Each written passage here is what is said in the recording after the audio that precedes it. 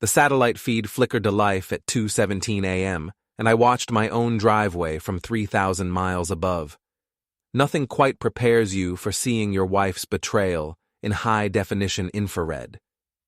Before we dive deeper into this story, I have one small request. Please subscribe, drop a like, comment, and hit that hype button to boost this channel so more people can discover these incredible Reddit stories. My name is Liam Carter, and I work intelligence for the military's satellite division. It's a job that pays decent but keeps me away from home more than Jenna likes. Or used to like, anyway. These days, my absence seems to be exactly what she's hoping for. The cruiser was parked right where I usually put my Honda. Bold move, considering Mrs. Krantz next door has about 17 security cameras and the curiosity of a CIA interrogator. Through the thermal imaging, I could see 2 heat signatures in what used to be our bedroom. One was definitely Jenna's petite frame. The other was broader, taller, and wearing what looked like a police utility belt. Well, isn't this just fantastic?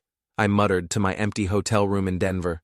Nothing says welcome home, hero, like your wife entertaining Officer Friendly while you're working overtime to pay for her yoga classes. I'd been suspicious for weeks. The little things that wives think husbands don't notice. New lingerie tags in the trash, her phone always face down during dinner, those mysterious client calls that required her to step outside. Jenna's an interior designer, but unless she was redecorating someone's bedroom at midnight, those calls were something else entirely. The thermal feed showed movement. They were getting dressed. I switched to regular optical and zoomed in just enough to catch the license plate as the cruiser backed out. Michigan State Police, badge number 2847. I made a mental note to run that later. My flight back to Grand Rapids was already booked for tomorrow, a surprise 48-hour leave that I'd planned as a romantic gesture. How's that for cosmic irony? I was coming home early to save my marriage, and instead I'd just watched it die in real time from outer space. The hotel room felt smaller suddenly, like the walls were closing in. I'd been deployed to some genuinely terrible places, face-down situations that would give most people nightmares, but nothing had prepared me for this particular kind of ambush. This was friendly fire from someone who was supposed to have my back. I closed the laptop and stared at the ceiling. Tomorrow I'd be home. Tomorrow I'd look Jenna in the eye and pretend I didn't know. But first, I needed to gather some intelligence. That's what I do, after all. I find things people try to hide. Grand Rapids looked exactly the same as I drove through our neighborhood the next evening. Tree-lined streets, modest houses with decent yards, the kind of place where people still wave to their neighbors and complain about property taxes. Our house sat at the end of Maple Street, a blue colonial with white shutters that Jenna had spent 3 months picking out. She was in the kitchen when I walked in, wearing a sundress I'd never seen before, and that smile she used to reserve for special occasions. Now, I knew it was probably left over from this afternoon's activities. "Liam, you're early." She rushed over for a hug that felt about as genuine as a politician's campaign promise. "I thought you weren't coming back until Sunday." "Finished up ahead of schedule," I said, dropping my duffel bag by the door. "Wanted to surprise you." "Well, you certainly did that." She was already moving away, busying herself with dinner preparations. "I was just making pasta. Your favorite." It wasn't my favorite, but I didn't correct her. Amazing how many little details she'd gotten wrong lately. I watched her move around the kitchen, noting the new nervous energy, the way she kept glancing at her phone. "How's work been?" I asked, settling into a chair at the breakfast bar. "Oh, you know, the usual. Mrs. Patterson wants to redo her entire living room again. I swear, that woman changes her mind more than the weather." She laughed, but it sounded forced. "And I picked up a new client downtown, some hotshot lawyer who wants his office completely modernized." "That's great, babe. Business is good then?" "Getting better all the time." Another glance at her phone. "Actually, I might have to take a call later. Client emergency." "At 9 p.m. on a Friday?" You know how demanding clients can be. She turned back to the stove, shoulders tense. Rich people think everyone should be available 24/7. I nodded and pulled out my own phone, pretending to check emails while actually accessing the security system I'd installed last year. Jenna thought it was overkill for our quiet neighborhood, but she'd agreed after a few break-ins on the north side of town. What she didn't know was that I'd configured it to save footage to a cloud server that only I could access. The gate camera had captured some interesting visitors over the past month. Officer badge number 2847 had been by at least 6 times that I could see, always during hours when I was supposed to be away, always staying for 2 to 3 hours, always parking in my spot like he owned the place. "Hey, whatever happened to Bear?" I asked suddenly. Jenna froze for just a moment, long enough for me to catch it. Bear was our German Shepherd mix, a rescue dog I'd found at the shelter 2 years ago. Loyal as sunrise, smart as hell, and absolutely devoted to me. He'd been missing for 3 days, according to the frantic voicemail Jenna had left while I was in meetings. "Still no sign of him," she said without turning around. "I've posted on all the neighborhood Facebook groups, put up flyers. I'm sure he'll turn up." "Did you file a report with animal control?" "Of course I did. They said they'd keep an eye out." Her voice had that sharp edge it got when she was lying. "Dogs run away sometimes, Liam. It happens." Bear had never run away. That dog would walk through fire to get back to me. Someone had taken him, and I was starting to suspect who. Dinner was a masterclass in awkward conversation. Jenna kept checking her phone, making excuses about work stress and client demands. I played the part of the oblivious husband, asking about her sister, her book club, all the mundane details of a life I was apparently no longer part of. At 9:30, her phone buzzed. "I'm so sorry, honey, but I really need to take this." She was already standing, phone in hand. "Client crisis. You know how it is." "Sure thing. I'll clean up here." She disappeared into her home office, closing the door behind her. I gave her 5 minutes to get comfortable, then quietly made my way upstairs to our bedroom. The walls in our house were thin, and if you knew where to stand, you could hear conversations from the office below. "Can't keep doing this," Jenna was saying, her voice low but urgent. "He came home early. What if he suspects something?" A pause. She was on speakerphone. "Don't worry about Carter. Guy's clueless. Spends so much time staring at satellites, he wouldn't notice if his house was on fire." The voice was deep, confident, with just enough of a smirk in it to make my jaw clench. "Officer badge number 2847, I presumed." "This is serious, Rick. We need to be more careful." Rick. Now I had a name to go with the badge number. "Relax, babe. I've got everything under control. Your husband's just another desk jockey who thinks he's important because he's got security clearance.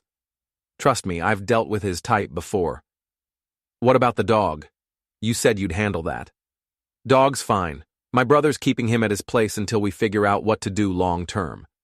Maybe we tell Carter he got hit by a car or something."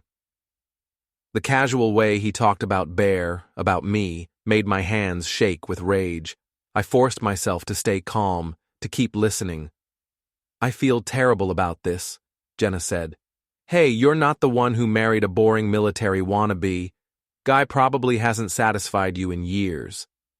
"Rick, I'm just saying you deserve better. Someone who's actually around. Someone who knows how to treat a woman right." I'd heard enough. I backed away from the vent and headed downstairs, mind racing. They had my dog. They were planning something long-term. And Rick, Officer Rick badge number 2847, thought I was just another clueless husband. Time to show him how wrong he was. The next morning, Jenna left for what she claimed was a client meeting. I waited exactly 10 minutes, then got to work. My home office doubles as a mini command center. Perks of the job. Multiple monitors, encrypted internet access, and software that can track a mosquito's migration pattern if needed. Time to put those taxpayer-funded skills to good use. Badge number 2847 belonged to Officer Richard Rick Briggs, 34 years old, 12 years on the force. Married to Susan Briggs, 2 kids, lived in a suburban development about 15 minutes away. His service record was clean but unremarkable, the kind of cop who did just enough to avoid attention, but never enough to stand out. More interesting was his financial situation. Rick and Susan were drowning in debt. Credit cards maxed out, mortgage payments behind, kids in expensive private schools they couldn't afford. Rick drove a restored 1967 Mustang that was worth more than his annual salary, which raised some questions about where that money came from. I cross-referenced his patrol schedule with Jenna's calendar. The correlation was perfect. Every time Rick was off duty, Jenna had a client meeting or site visit that lasted exactly as long as his visits to our house. But I needed more than circumstantial evidence. I needed proof that would hold up under scrutiny. Jenna's laptop was password protected, but she'd used the same password for everything since college. Design Queen 2019. Some people never learn operational security. Her email history was a goldmine, months of increasingly intimate messages with someone called Rick B247. The early emails were innocent enough. Rick had contacted her about redecorating his home office, claimed he'd gotten her name from a mutual friend, but by the 3rd exchange, they were flirting. By the 10th, they were planning secret meetings. By the 20th, they were discussing how to handle the Liam situation. I downloaded everything to an encrypted drive, then kept digging. Jenna had a second phone, a cheap prepaid burner she thought she'd hidden in her car's glove compartment. I'd found it 2 weeks ago, but left it alone, waiting to see how she'd use it. Now I cloned the data remotely, accessing months of text messages that made my stomach turn. The photos were the worst part, not just because of what they showed, but because of where they were taken. My bed, my kitchen, my living room. They'd been using my house like their personal hotel, laughing about it in messages that dripped with contempt for the boring husband who was paying for it all. One message thread made me see red. Rick. What about the dog? Thing hates me. Jenna. Bear's protective of Liam. Maybe we need to do something about that. Rick. Leave it to me. I know people who can make a dog disappear permanently. Jenna. Not permanently. Just somewhere safe until we figure things out. Rick. Whatever you want, babe. Your call. They'd stolen my dog to make their affair more convenient. Bear wasn't missing. He was kidnapped. I spent the rest of the morning mapping out Rick's family connections. His brother Danny lived on the outskirts of town, had a record for petty theft and drug possession, and owned a house with a fenced backyard perfect for hiding a stolen dog. Time for some reconnaissance. Danny Briggs lived in a rundown ranch house surrounded by chain-link fencing and dried-out grass. I parked 3 blocks away and approached on foot, using the tree line for cover. The backyard was visible from the abandoned lot next door, and sure enough, there was Bear. My dog was tied to a post near a ramshackle doghouse, looking miserable but healthy. He perked up when he caught my scent on the wind, tail wagging frantically. I had to resist the urge to vault the fence right then and there. Instead, I took photos, documented the location, and started planning. Bear was wearing his old collar, the one with the GPS tracker I'd installed after he'd gotten lost during a thunderstorm last year. Jenna didn't know about the tracker, which meant Rick didn't either. I could have called the police, but Rick was the police. His word against mine, and I was just the paranoid husband making accusations. I needed a different approach. I needed to make them destroy themselves. That evening, Jenna came home with shopping bags and a guilty smile. Retail therapy, she explained, showing off a new dress that probably cost more than our monthly grocery budget. I was feeling down about Bear, so I treated myself. You seem to be treating yourself a lot lately, I observed. Her smile faltered. What's that supposed to mean? Nothing, babe. Just an observation. I kissed her cheek, noting the faint smell of cologne that definitely wasn't mine. You deserve nice things. She relaxed slightly. I'm glad you understand. Some husbands would be upset about the spending. I'm not some husbands. No, I wasn't.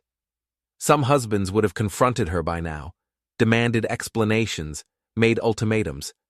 But some husbands didn't have access to military-grade surveillance equipment and a decade of training in psychological warfare. I was going to destroy them both, and they were going to help me do it. Sunday morning brought the first phase of my counterattack. Jenna was at her weekly yoga class, or at least that's where she said she was going. Her phone's GPS put her at the Riverside Motel on the other side of town. I drove to the motel and parked where I could watch the lot. Sure enough, Rick's Mustang was there, parked next to Jenna's Honda like they were advertising their affair to anyone who cared to look. Room 237. I made a note of it. Instead of confronting them, I got creative. Rick's precious Mustang had 4 brand new tires that probably cost him a month's salary. It would be a shame if something happened to them. I didn't slash the tires. Too obvious, too criminal. Instead, I loosened the valve stems just enough to create a slow leak. By the time they finished their romantic rendezvous, all 4 tires would be flat, but not obviously damaged. Then I left a note under the windshield wiper. Hope your afternoon was worth your badge. A concerned citizen. I was back home, apparently absorbed in a football game, when Jenna returned 3 hours later looking flustered and paranoid. Everything okay? I asked without looking up from the TV. Fine. Just, yoga was intense today. Must have been. You look like you ran a marathon. She disappeared upstairs for a long shower. Her phone, left on the kitchen counter, buzzed constantly with calls from Rick B247. I didn't answer it, but I did note the frequency. Panic calls, most likely. That evening, Mrs. Krantz knocked on our door.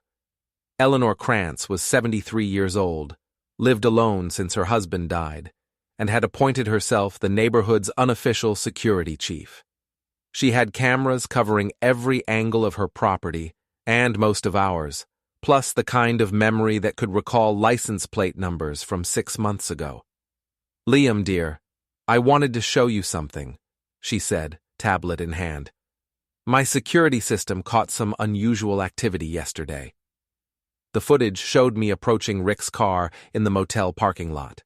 Crystal clear, time-stamped, and absolutely incriminating. I thought you should know someone's been following your wife, Mrs. Krantz continued. This man was clearly up to no good around her car.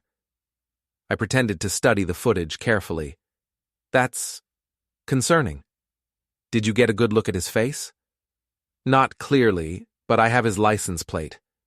Should we call the police? Let me handle it, I said. I'll make sure Jenna knows to be careful. Mrs. Krantz nodded approvingly. You're a good husband, Liam, not like some men who don't pay attention to their wives.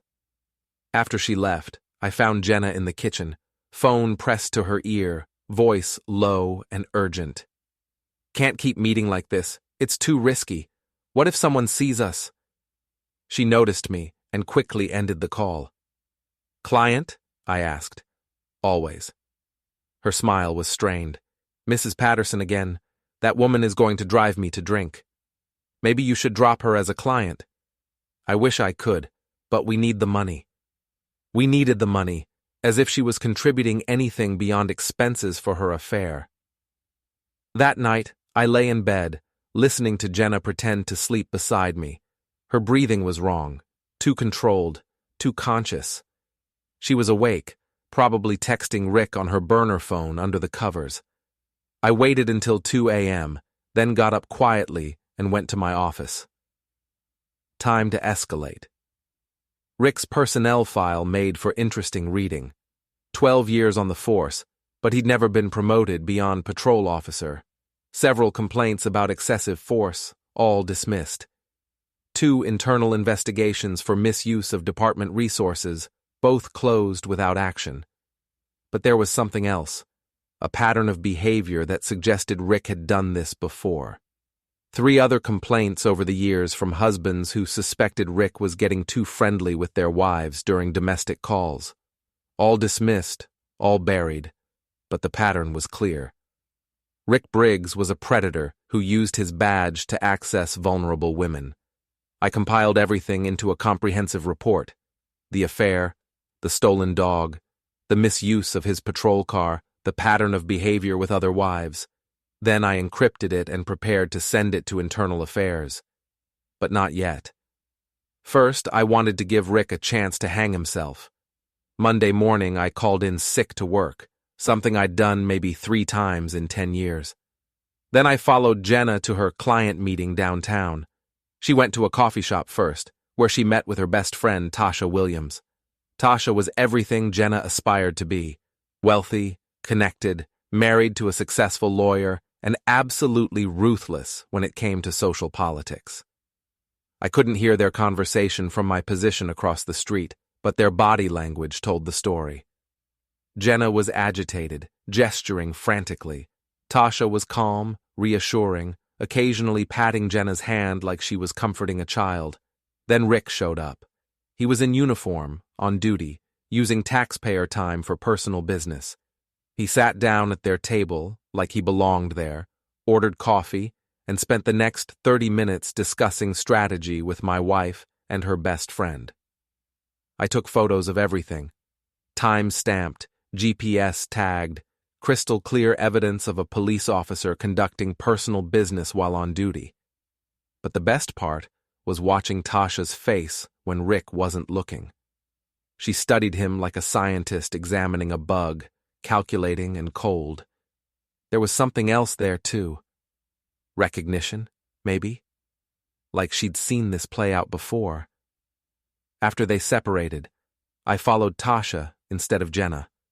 She drove straight to the country club, where she met another woman for lunch. I couldn't get close enough to hear, but I could read lips well enough to catch fragments. Stupid girl thinks she's in love. Cops using her. When this blows up. Tasha wasn't just Jenna's friend. She was her audience. She was watching my marriage implode like it was her personal entertainment, probably taking notes for the gossip mill. That gave me an idea. Wednesday evening, I put the next phase into motion. Jenna was having her weekly book club meeting, or at least, that's what she called the wine and gossip session with her social circle. Tonight's meeting was at our house, which gave me the perfect opportunity. I made sure to be visible, playing the role of the devoted husband. I set out snacks, opened wine, made small talk with the women as they arrived. Tasha was among them, of course, watching me with those calculating eyes. "Ladies, I'll leave you to your literary discussions," I announced once everyone had arrived. "I'll be in my office if anyone needs anything." But I wasn't in my office. I was in the basement, listening through the heating vents. "Looks tired," someone was saying. "Marriage troubles?" "Liam works too much," Jenna replied. "Always traveling, always distracted. Sometimes I feel like I'm married to a ghost."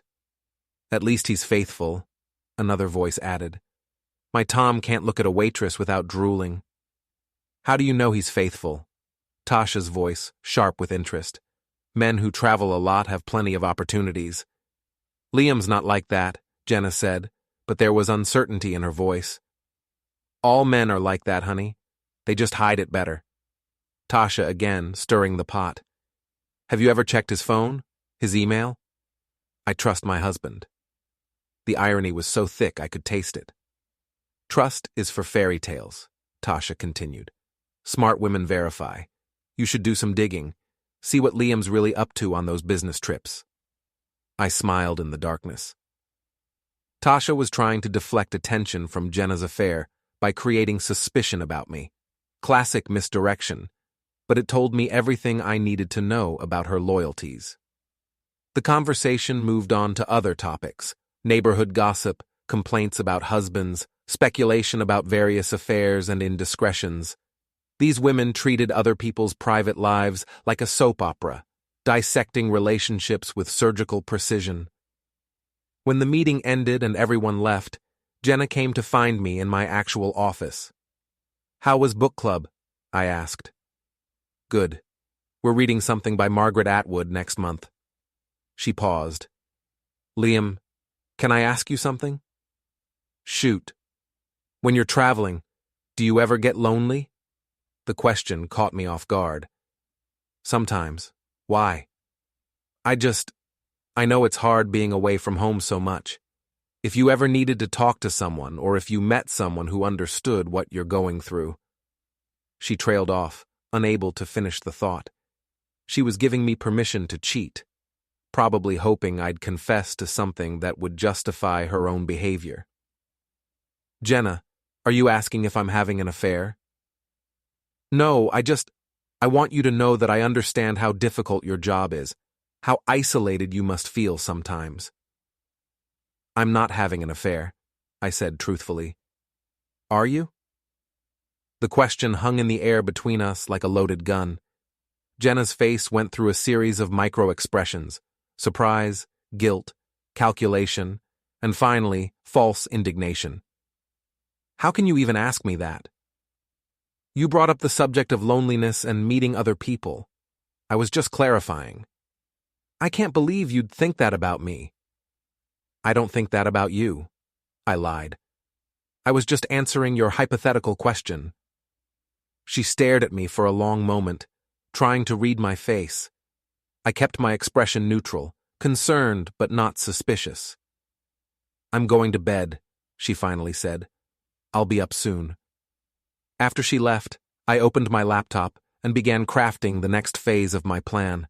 If Tasha wanted to play social warfare games, I'd give her a war she wouldn't forget.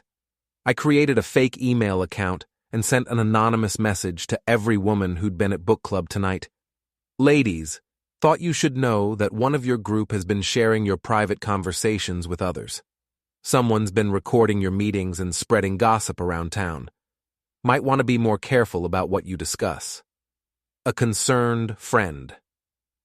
I didn't name names or make specific accusations. I just planted a seed of paranoia and let human nature do the rest. Within hours, my phone started ringing. First, it was Sarah Martinez, then Linda Chen, then Patricia Williams. Each woman wanted to know if I'd heard anything about someone recording their book club meetings. "That's terrible," I told each caller. "Jenna would be devastated if she knew someone was betraying the group's trust." "Do you have any idea who it might be?" I couldn't say for sure, but... Well, you know how some people are about gossip.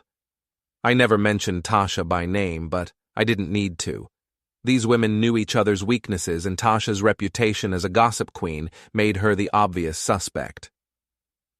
By Thursday afternoon, Jenna was fielding angry calls from her book club friends. By Thursday evening, she was in tears. "They're accusing Tasha of recording our meetings," she sobbed. "They think she's been spreading rumors about everyone." "That's awful," I said, putting my arm around her. "What does Tasha say?" "She denies it, but nobody believes her. They've kicked her out of the group." "I'm sorry, honey. I know she was a good friend. I don't understand how this happened. We were all so close." I held her while she cried, feeling nothing but cold satisfaction. Tasha's social circle was imploding, and she was being ostracized by the same people she'd spent years manipulating. But this was just the opening move. The real game was about to begin. Friday night brought the police charity gala, a black tie event that raised money for fallen officers' families. Jenna had bought tickets months ago, back when she still pretended to care about my opinion on social events. "You look beautiful," I told her as she adjusted her dress in the mirror. It was true. Jenna was stunning when she put effort into it. Rick was getting the best version of my wife while I got the leftovers. "Thank you." She seemed nervous, distracted. "I hope you'll try to have fun tonight. I know these events aren't your favorite." "I'll manage." The gala was held at the Grand Plaza downtown, a restored hotel that screamed old money and political connections. Half the city's elite would be there, along with most of the police department's upper management. Perfect audience for what I had planned. Rick was working security for the event, looking sharp in his dress uniform. I watched him scan the crowd, noting how his eyes lingered on attractive women. When he spotted Jenna, his face lit up with the kind of smile that should have been reserved for his own wife. Susan Briggs was there too, standing near the bar with the other police wives. She looked tired, worn down by years of financial stress, and a husband who was clearly checked out of their marriage. She had no idea her husband was cheating, or maybe she did, and had chosen to ignore it. "Liam!" A hand clapped my shoulder. "Good to see you, buddy."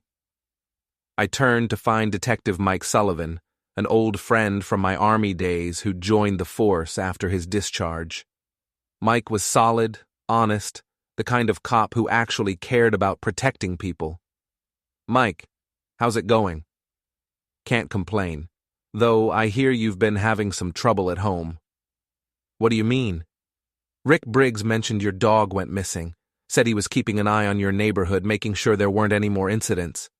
"That's thoughtful of him. Rick's a good guy, takes his community policing seriously." Mike lowered his voice. "Between you and me, he's been asking a lot of questions about you lately. Professional curiosity, he says." "What kind of questions?" "Your work, your travel schedule, your security clearance." Says he's thinking about applying for a similar position when he retires from the force.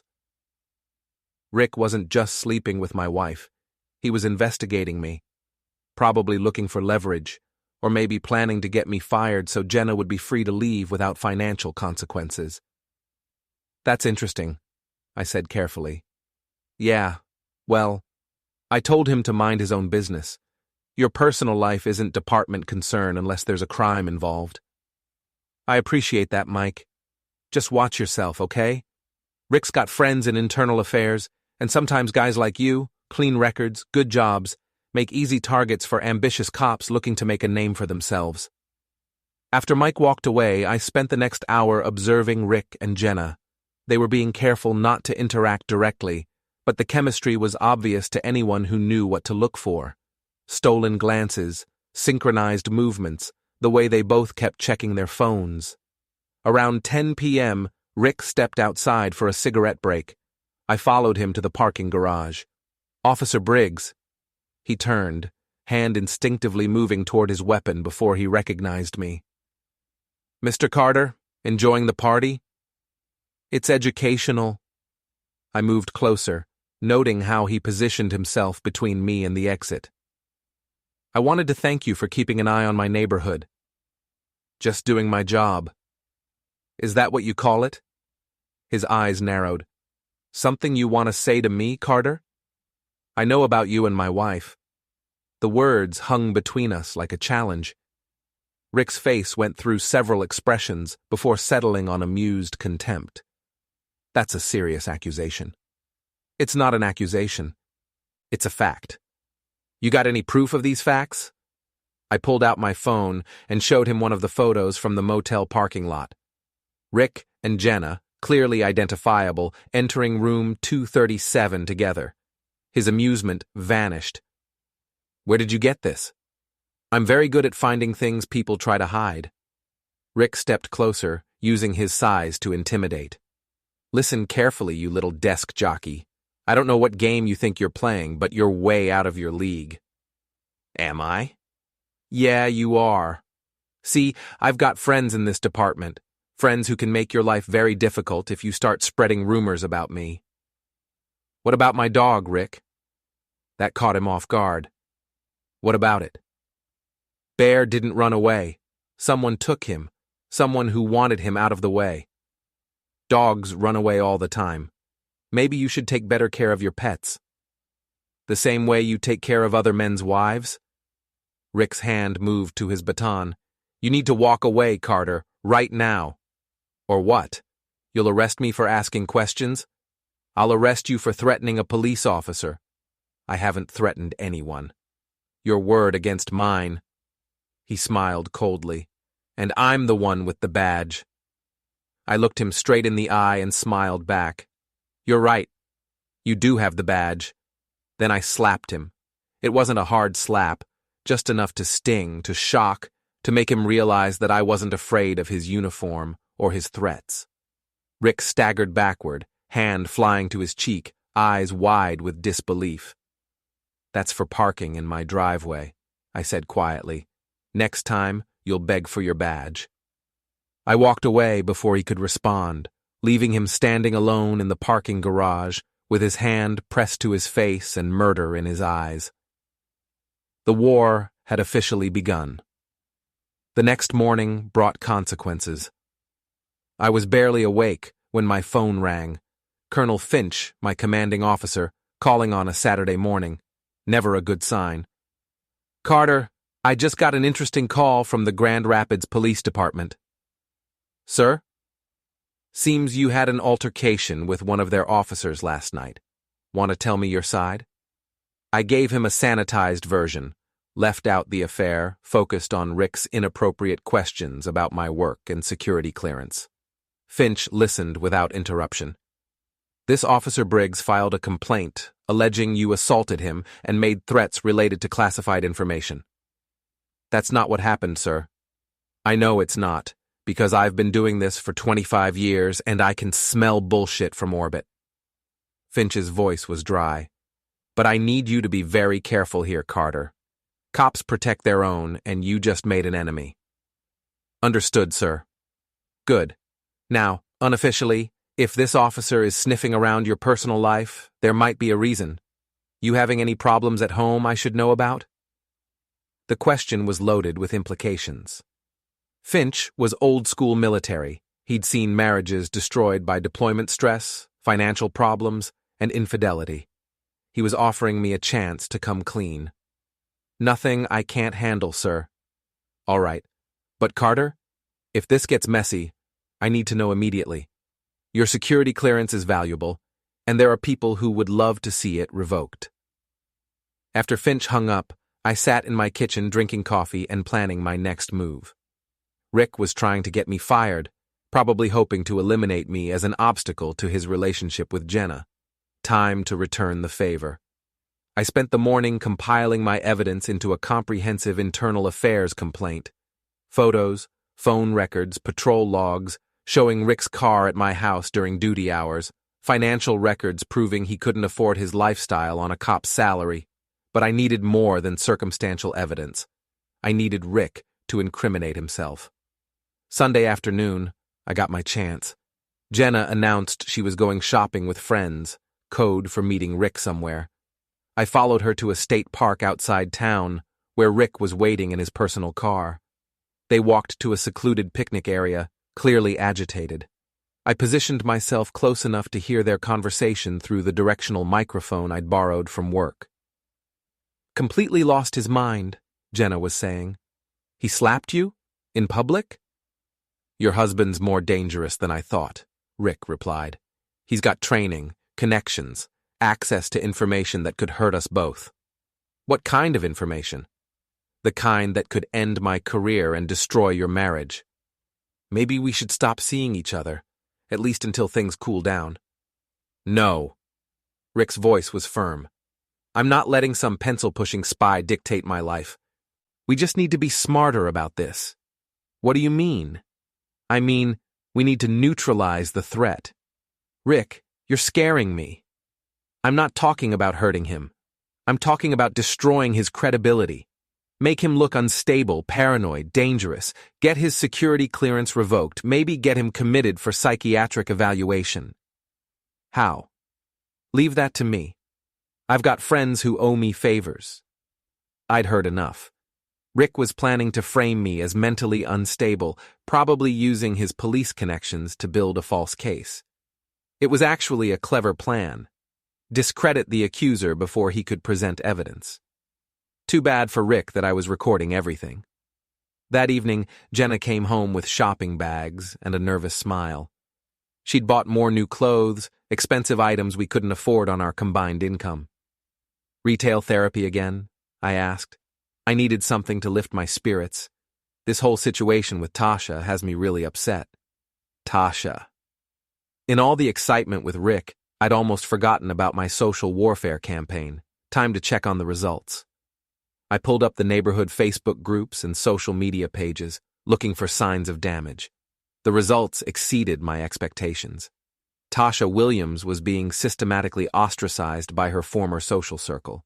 The book club had disbanded entirely, with several members publicly accusing her of betraying their trust. Her country club membership was under review after complaints about her gossiping and rumor-mongering. Best of all, her husband David was asking questions. According to mutual friends, David had heard rumors about Tasha's inappropriate relationships and was considering hiring a private investigator. The irony was delicious. Tasha was being destroyed by the same gossip network she'd spent years cultivating. But Rick was still a problem, and he was planning to escalate. Time to beat him to the punch. Monday morning, I walked into the Internal Affairs office and filed my complaint. Sergeant Maria Cruz, a no-nonsense investigator with a reputation for fairness, took my statement and reviewed my evidence. "This is comprehensive," she said, flipping through the documentation. "You've been busy. I believe in being thorough. Mr. Carter, I have to ask, are you sure you want to pursue this? Officer Briggs has friends in this department, and filing a complaint against a fellow officer can have consequences." "I'm sure." "All right then, I'll open an investigation, but I need you to understand that this process can take months, and there's no guarantee of the outcome you want." "I understand." "One more thing, if Officer Briggs is having an affair with your wife, that's a personal matter. The department can only act on official misconduct. The misconduct is using his patrol car and duty time for personal business. The affair is just context." Cruz nodded approvingly. "Smart man. Most people in your situation would lead with the emotional stuff. I'm not most people." As I left the Internal Affairs office, I felt a grim satisfaction. Rick thought he was playing chess, but I'd just put his king in check. Now, I had to wait and see how he'd respond. The response came faster than expected. Tuesday morning, I woke up to find my car vandalized, tires slashed, snitch spray painted across the windshield, and a rotten rat stuffed in the exhaust pipe. Jenna was horrified. Who would do something like this? "Probably kids," I said, taking photos for documentation. "I'll file a police report." "Should we call Rick? He said he was keeping an eye on the neighborhood." "I'm sure he'll hear about it." I did file a police report, but not with Rick's precinct. I drove to the state police barracks and reported the vandalism as possible retaliation for my internal affairs complaint. The trooper who took my statement was professional, thorough, and very interested in the timeline. "You filed the IA complaint yesterday, and your car was vandalized last night?" "That's correct." "And you believe Officer Briggs is responsible?" "I believe someone wanted to send me a message about filing complaints against police officers." The trooper made detailed notes. "We'll investigate this as a separate incident, but I'll make sure Internal Affairs knows about the timing." Perfect. Rick's intimidation tactics were now part of the official record. That afternoon, I got a call from an unknown number. "Carter, this is Danny Briggs, Rick's brother, the one hiding my dog. What can I do for you, Danny?" "You can stop messing with my family." "I don't know what you're talking about. My brother's a good cop. He doesn't deserve the shit you're pulling. Your brother's a criminal who steals dogs and sleeps with other men's wives." "Prove it." "I already did. Internal Affairs has everything they need." There was a long pause. "You want your dog back?" "I want my dog back." "Then drop the complaint." "No deal." "Then your dog disappears permanently." The line went silent. Danny had just made a mistake. Threatening an animal in connection with an official police investigation was a felony. I immediately called the state police and reported the threat. Within hours, a search warrant was executed on Danny's property. They found Bear tied up in the backyard, along with evidence that he'd been there for weeks. Danny was arrested for animal theft and intimidation of a witness. Rick's support network was crumbling. Wednesday evening brought the neighborhood block party, an annual event that I'd completely forgotten about until Mrs. Krantz reminded me. Under normal circumstances, I would have made an excuse and stayed home. But these weren't normal circumstances. This was an opportunity. I spent the afternoon preparing, setting up a small PA system in my backyard and preparing what I privately called the presentation.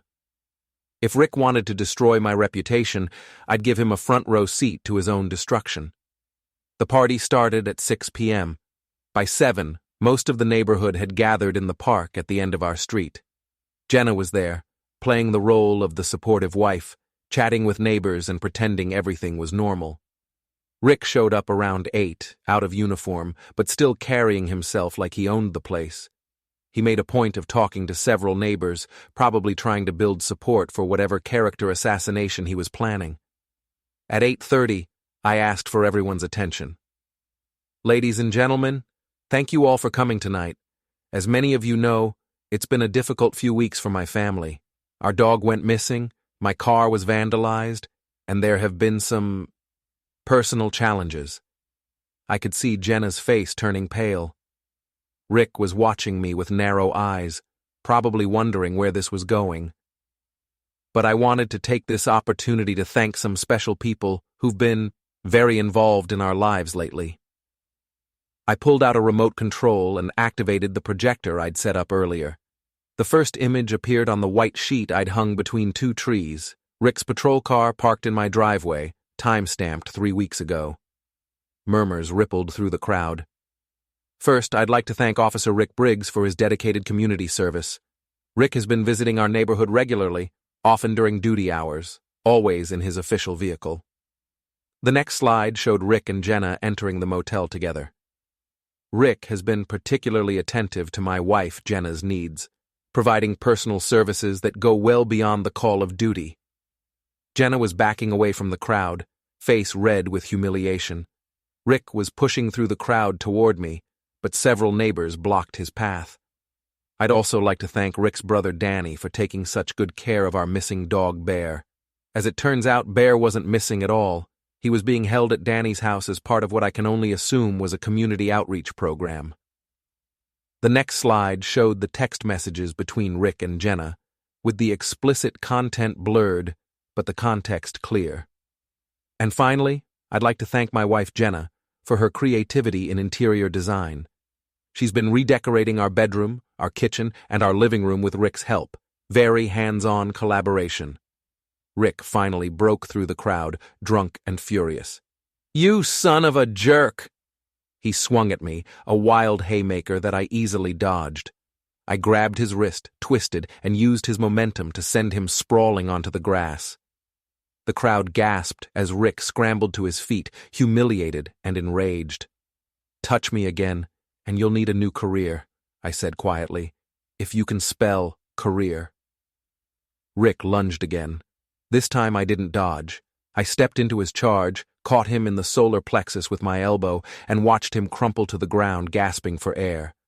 The crowd was silent, phones out, recording everything. "Ladies and gentlemen," I announced, "I present to you Grand Rapids Police Officer Rick Briggs, protector and servant of our community." Jenna pushed through the crowd, tears streaming down her face. "Liam, please, can we talk about this privately?" "We're past private conversations, Jenna. You made this public when you decided to parade your affair around town." "I'm sorry. I made a mistake. Please don't do this." "You're sorry you got caught. There's a difference." I turned to address the crowd one final time. For those keeping score at home, Rick is currently under investigation by Internal Affairs for misconduct. His brother Danny was arrested for stealing my dog, and my wife Jenna is about to discover what happens when you violate the infidelity clause in a prenuptial agreement. The crowd erupted in whispers and shocked conversations. Rick was still on the ground, breathing hard, but no longer trying to attack me. Jenna was sobbing, surrounded by neighbors who were looking at her with a mixture of pity and disgust. "Oh, and one more thing," I added, pulling out my phone.